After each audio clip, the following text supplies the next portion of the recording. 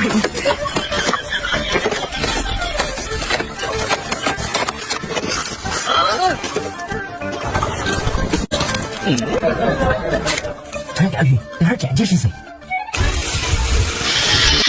কত বৃষ্টি পড়ছে জানো, যাও ঘর থেকে ছাতা নিয়ে।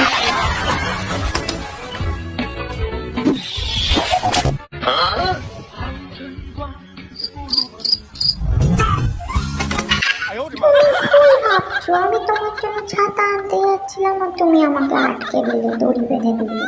তুমি আমাকে বুঝতেই পারো না।